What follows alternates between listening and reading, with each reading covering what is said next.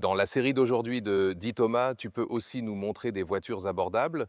On a aujourd'hui pour vous la Fiat 600, la grande sœur de la Fiat 500. Et vous pouvez la voir juste ici. Ça, c'est la version thermique. Et à gauche, en argenté, c'est l'électrique.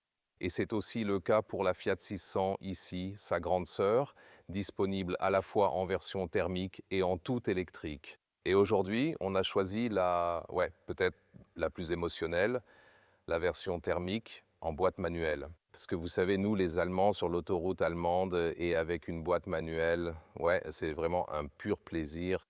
On va donc voir ce qu'on a pour un prix de base de 25 000 euros, bien sûr, avec quelques options et tout ça. Qu'offre cette Fiat 600? C'est Thomas. Bienvenue sur Autocheful en 4K, plein écran et en intégralité. C'est parti. À l'extérieur, un design italien très rond et sympa. Et puis aussi, juste ici, ces phares qui pétillent. Regardez-moi ça à l'avant.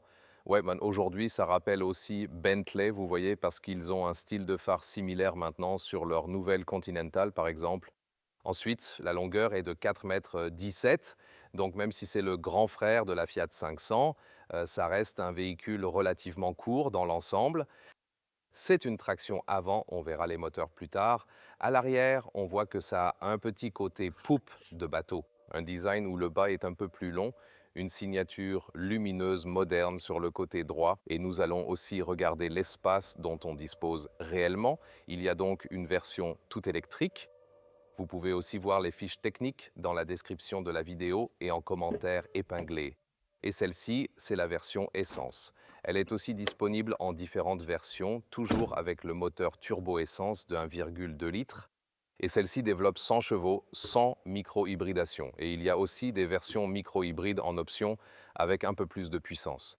Elle fait le 0 à 100 en 10,6 secondes. Ce n'est pas énorme.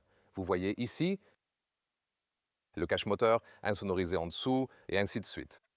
Batterie 12 volts juste là, et l'hybride léger en automatique. Mais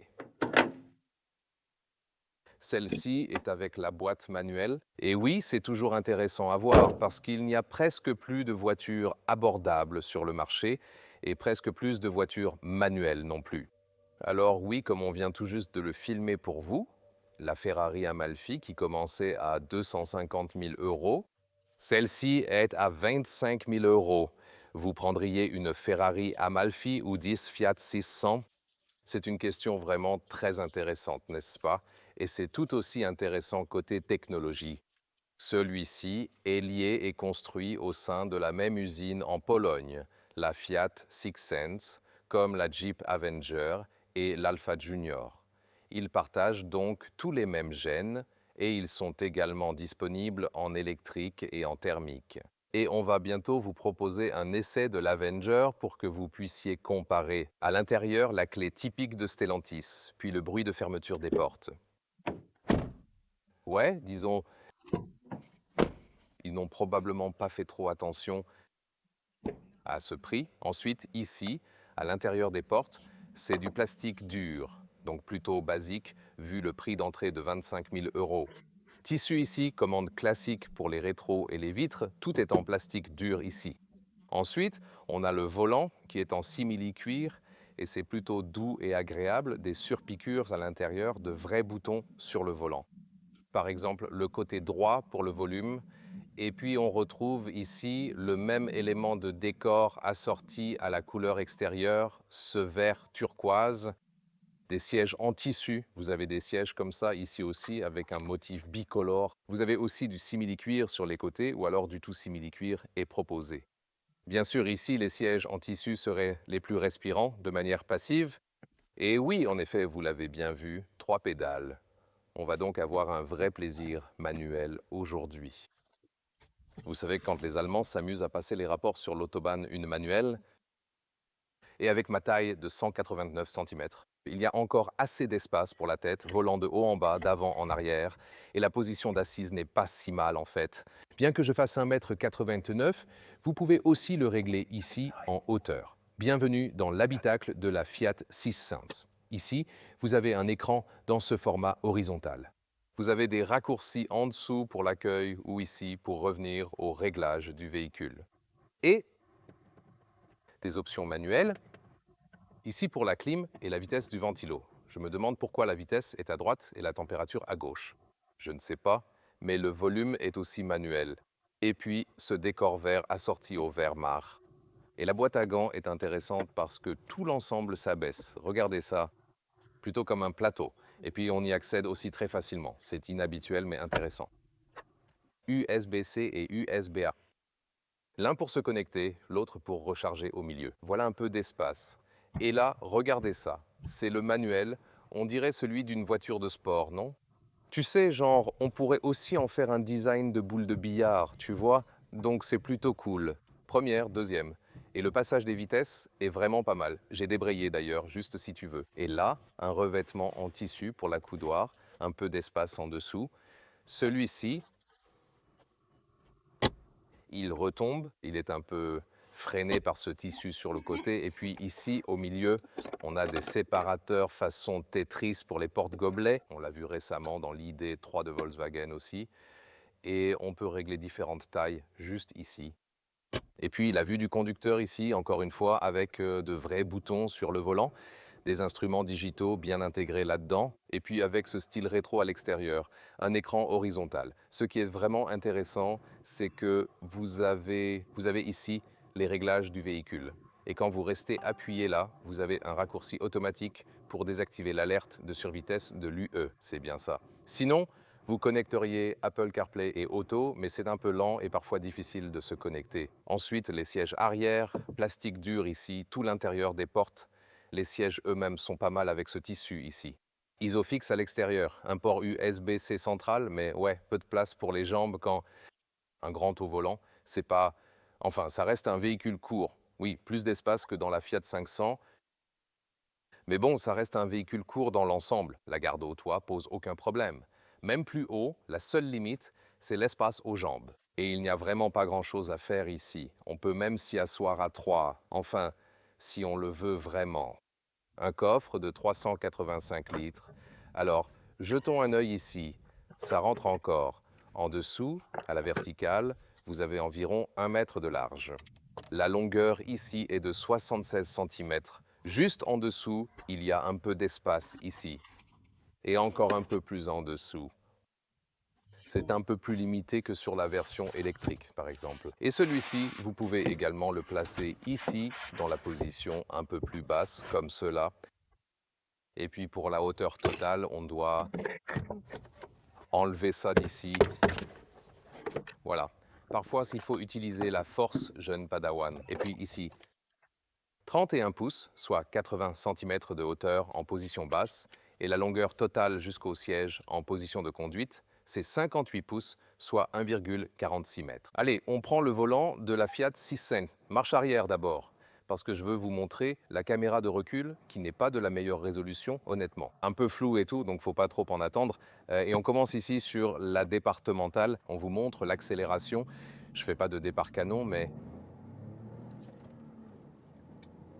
c'est pas mal du tout. Ouais, c'est vraiment pas mal. Et ouais, on se croirait déjà dans un rallye, ici, avec la Fiat Six Sense, une voiture plus petite. Les routes de campagne bosselées, ici, on se croirait presque au rallye d'Allemagne, vous voyez, qui passe aussi souvent par la région de la Moselle, mais bon, la région du Rhin est aussi célèbre pour ses vignobles. Et ouais, la boîte manuelle, c'est déjà super sympa, on peut jouer un peu avec l'embrayage. Et là, je vous le promets, quand les Allemands jouent avec une boîte manuelle, on rigole pas. Pas vrai, ça va se poursuivre tout au long de l'essai et je peux d'ores et déjà vous dire que la boîte manuelle ici est vraiment ferme et sportive. Et j'aime vraiment le pommeau du levier de vitesse, c'est plutôt cool, ça apporte un côté fun et sportif à cette voiture. On a des jantes plus grandes de 18 pouces ici, mais la suspension n'est ni ferme ni sportive. Elle est plutôt souple pour plus de confort.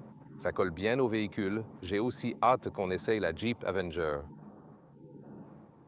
Ou bien alors la Jeep Avenger. On la prononce bien évidemment tout à fait à la manière allemande. J'ai également appris que pour le mot Avenger, la lettre R se prononce différemment en anglais britannique et en anglais américain. Ouais, bizarre, mais c'est un peu comme l'allemand et le bavarois, non? Bon, et maintenant, route de campagne. on va rouler un peu plus vite et bien sûr, on débraye vitesse inférieure pour avoir un peu plus de puissance.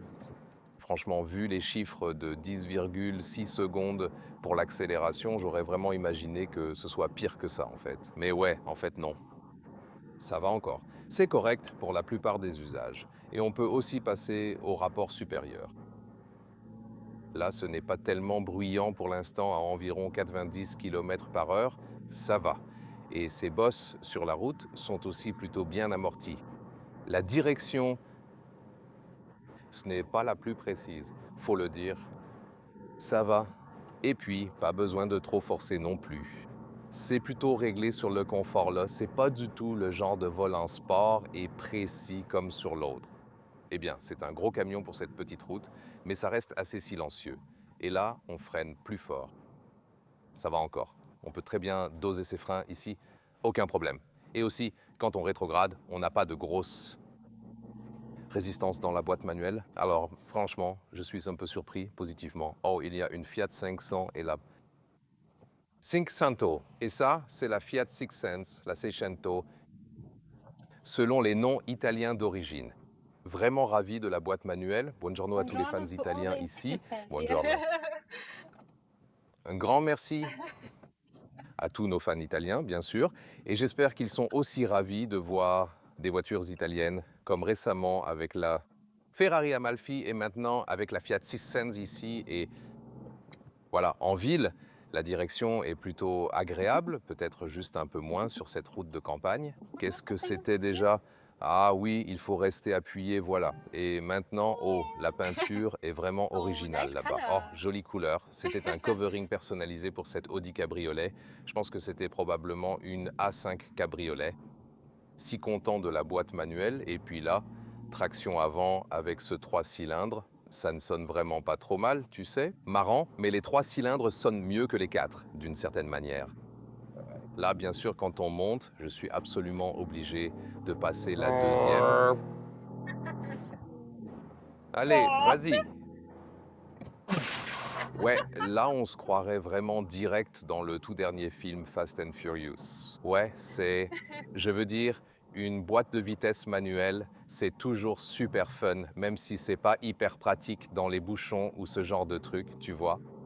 Mais c'est une chouette petite citadine pour cette taille et elle est vraiment sympa à conduire, tu vois. Donc, je veux dire, tu vois, on s'amuse bien ici. Alors pourquoi pas?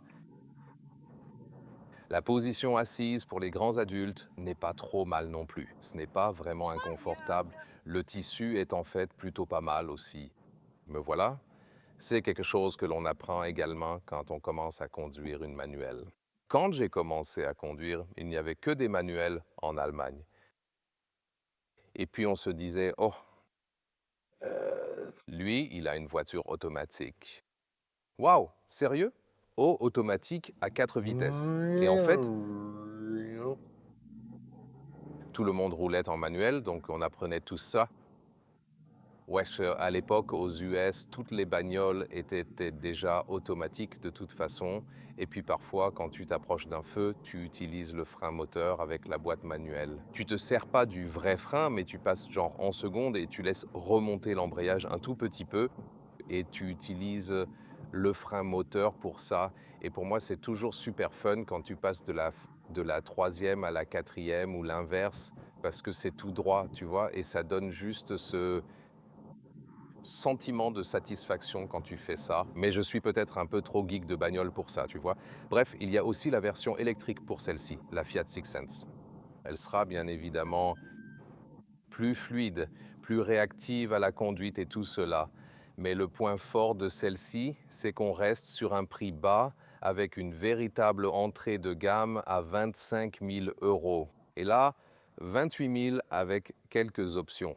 Donc ouais, très intéressant. J'ai vraiment hâte de voir comment l'Avenger se conduit par rapport à la Wallstat. On peut maintenant aussi aller sur l'autoroute allemande et comparer, voilà, un Avenger. C'était déjà un compas. Ah, c'était un compas, ouais, les voilà, assez similaires. Et puis tu passes sur le côté et tu te dis, ah, attends une seconde, c'était le plus grand des deux. Parfois, on peut tout à fait se tromper lors d'un premier coup d'œil, mais c'est aussi parce que les constructeurs veulent bien sûr une gamme au design très cohérent. au risque que l'on ne puisse presque plus les différencier, en fait. Quand j'essaye de secouer la voiture, elle reste quand même plutôt stable. J'aimerais juste une direction un peu plus précise. Mais ce n'est peut-être pas le but de cette voiture. Mais globalement, sur cette départementale, elle se conduit bien mieux que ce qu'on pourrait croire, vous savez, parce que les Fiat ne sont pas forcément réputés pour être des bêtes de course. Mais c'est tout de même étonnamment amusant à conduire. Et c'est peut-être un atout qu'ils ont encore en réserve par rapport aux véhicules chinois. Là-bas, ils ont bousculé le marché avec des prix fous et un intérieur incroyable.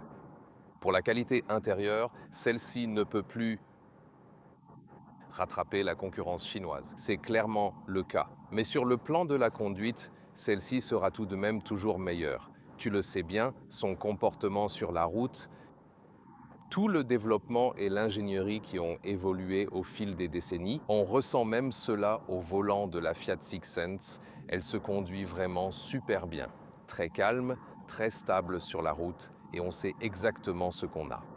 Et maintenant, l'autoroute allemande, c'est parti.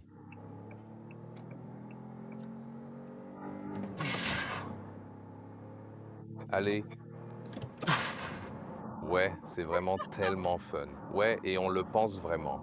C'est une voiture super sympa à conduire. Elle n'a pas l'air d'être vraiment axée sur le plaisir de conduire et tout ça, mais elle l'est vraiment et c'est une super surprise pour moi. Elle a l'air vraiment solide et le plus étonnant, c'est qu'on est proche de ce prix d'entrée de 25 000 euros. Et on pourrait tout à fait s'imaginer partir en vacances avec. Vous voyez, elle a assez de place, peut-être pas pour une grande famille au complet, mais si vous partez à deux ou peut-être avec un enfant, ce genre de choses, ça marche très bien, vous savez. Et puis, il faut toujours garder en tête le rapport qualité-prix.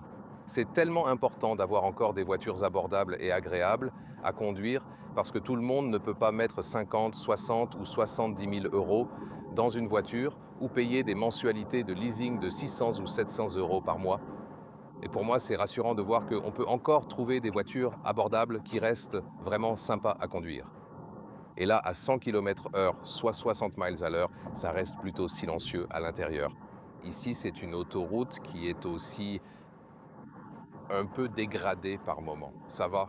Vous pouvez même passer la 6e vitesse ici, si vous le souhaitez, afin de consommer moins. Ou par exemple, en descente ici, ça ne consomme pas tant que ça pour le coup. Ici, changement de voie à ces vitesses, ça ne tanque pas. On se sent toujours en sécurité. C'est très bien. Et niveau direction, vous avez un régulateur de vitesse de base ici. Donc ce serait déjà directement intégré et c'est tout.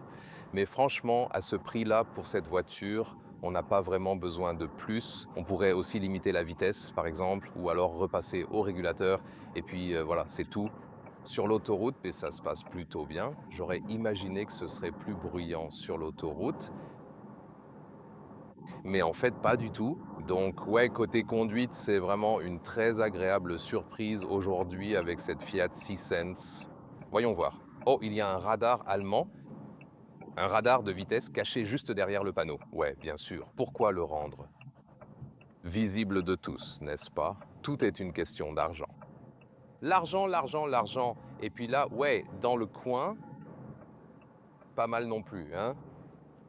C'est même sympa. Ah ouais, voilà notre X3. C'est pas une hybride, par contre. M Sport. Mais la M. Ouais, c'est bien la version M Sport. Et puis c'est la Dune. Ça s'appelle en fait Sun Dune. Dune Grey de chez BMW. La couleur qu'on a sur notre propre véhicule, là. Ouais. Alors, qu'est-ce que vous pensez de notre essai routier de la Fiat Six Sense, les gars? Et la consommation de carburant, soit 6,5 litres au 100 km, environ 36 miles par gallon US ou 44 miles par gallon UK. Ce n'est pas le top, bien sûr, pour un petit véhicule. Là, on est en ville et sur route à environ 80, 90, 100 km/h. Voilà notre essai routier pour aujourd'hui. Ce serait mieux, bien sûr, avec le moteur à hybridation légère, surtout pour économiser du carburant en ville. Mais là encore, vous n'auriez pas ce prix d'entrée de gamme si bas. Donc, comme je l'ai dit, 25 000 euros, c'est le prix de départ, également ici avec la boîte manuelle. Cependant, on avait pas mal d'équipements ici avec cette finition icône, la peinture et tout le reste. Et là, on arrive à 28 000 euros. Mais ça reste dans une fourchette abordable quand on sait qu'aujourd'hui, le prix des voitures commence souvent autour de 50 000 euros pour la plupart des modèles. Vous voyez? Ouais. Et ils vont aussi avoir la concurrence des marques chinoises, bien sûr, même en interne, parce que Stellantis a carrément intégré Leapmotor chez eux et détient une part de leur capital. Ils vont donc continuer à se battre pour satisfaire les clients. En gros, dis-moi ce que tu penses de la Fiat 600. Et comme tu le sais très bien, il y a également ses frères, à savoir l'Alfa Junior et aussi le Jeep Avenger. Et on va également tester celui-là. Pour toi, dès qu'il sera en ligne, on te mettra le lien